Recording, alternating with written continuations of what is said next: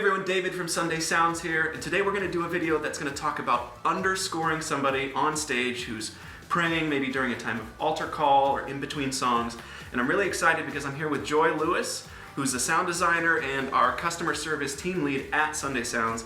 And Joy is an awesome musician and has some really great techniques that she's going to share with you about underscoring. Underscoring just means playing underneath something, providing like a sound bed underneath something that's happening.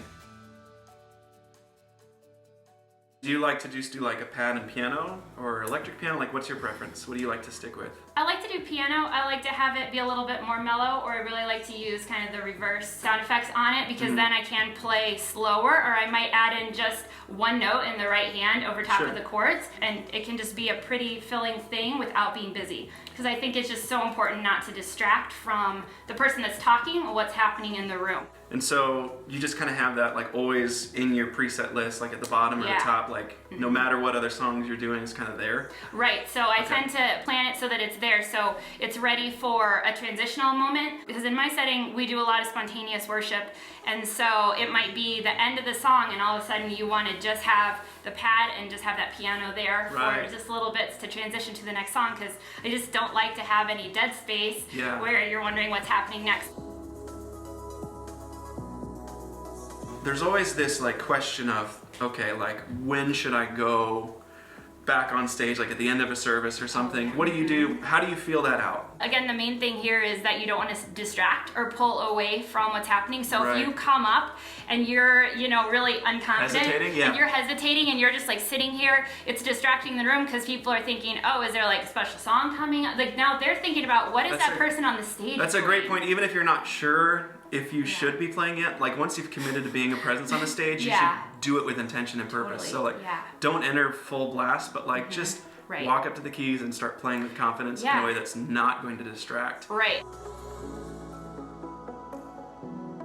If people were just going to start at a base level, like what would be some advice you'd give to people there? Sure. So I really like to just start really simple with even just like 1 and 4, kind of alternating between the two. And I like to kind of, bring in that pad and do that to kind of start with settled. I think that the important thing here too is that it's a slow progression.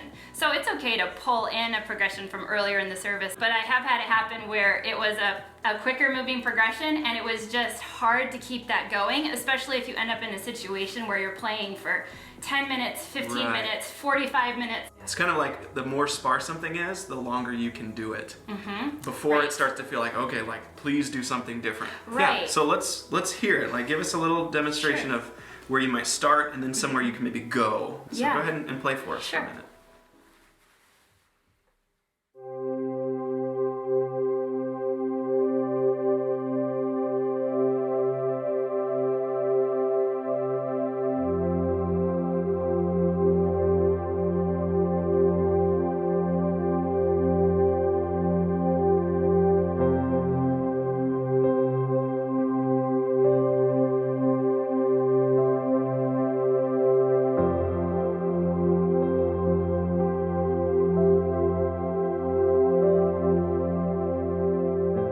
How many hours total do you think you've logged underscoring in your life? Like 4,000?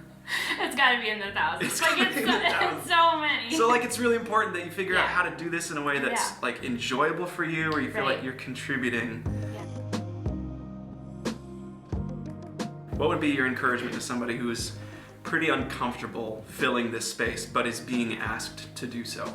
Yeah, I definitely think the preparation is key, and being able to find a sound or a couple sounds that you really like and trying it out. Like I would treat it the same practice as you are about preparing a specific song. So I think starting really simple with the 1 and the 4. 4 is always really uplifting and 6 is always a little bit more somber. So I kind of like starting with the 1 and 4, and if there is the right moment to kind of move into that 6, but just starting really simple and adding in one note in the right hand over top of your chords. Yeah, and I noticed when you're playing that you're doing some melodic stuff in your right hand, but you're not like hitting each chord necessarily. You're just sort of like moving to the next chord, then like changing to it. Yeah, exactly. And so like get comfortable with your inversions, get comfortable with the quickest way or the simplest way you can get to where you're going, so that you're not like just going root position 1 chord, root position 4 chord, root position 5. That, especially for more than a minute or two, is gonna start to feel like that person's not very comfortable. And if you're at a base level where this is new to you, really less is more. I mean, Less that's the is distillation absolutely of more. this. Right, and especially because, again, the purpose is not to distract. And so when you're playing underneath them, staying underneath, also just vocally, like if you play a lot of busy stuff up high, it's also in the same range as the person who's speaking. And so sonically, that's also pulling too much in the same area. So to be able to play a little bit lower so that it just sits in the sonic space underneath their voice is just the right place. So there's a little bit happening, but not too much. Well, Joy, thanks for sharing some of your tips with us. Folks, if you've enjoyed this video, we'd actually love to hear your comments on how you like to underscore. Do you have a go-to progression or some go-to sounds that you find work really well for your context, or do you just kind of use the sounds you've already prepared and fade them in or out? So let us know in the comments your questions and your own best practices for underscoring. Also, we'd really appreciate it if you shared this video with a worship leader or musician that you think would find it helpful. And we'll also include links in the description of the video to the sounds that we were using, that Joy used for the demo portion. So you can click the link in the description if you'd like to check out those sounds and get them for yourself. Joy, thanks again. This has been fun. Thanks. We'll talk to you guys again soon. Thanks for watching the video. Have a great day. I've at times done a pretty bad job of underscoring. I've played wrong notes. I've come in too strong. I've come in too weak. Do you have any funny stories about times where you've been underscoring yourself, where you've made a mistake or something you weren't expecting happened? So really recently I was playing for a conference with Todd White, who's a street evangelist. But I was playing with the worship team, and afterwards I was just relaxing backstage with one of our guitarists. And all of a sudden he comes back kind of in a break in the middle of his message, and he's just like, I really need to just set the tone for what I'm doing. Where's the keyboardist? And they're asking around, and I'm just like, wait, and I thought I heard them asking, and so you had to rush back on stage. Yeah, exactly, like rush back on stage, and I wasn't really ready to do that, so I'm trying to find, which pad might be good to play underneath. They're like, we just want pads, that's all we want. So I'm like, okay, no piano, just have the pads, and so then an hour and a half later, like I'm still padding at like 11 p.m. while they're like doing ministry and praying for people. So, just pads. Just pads. Like, don't do anything else. Just have pads. And I was like, I need to have something where I can at least have a little melody over top that it's not literally going to be droning on 1 and 5 for the next, hour. So. Yeah.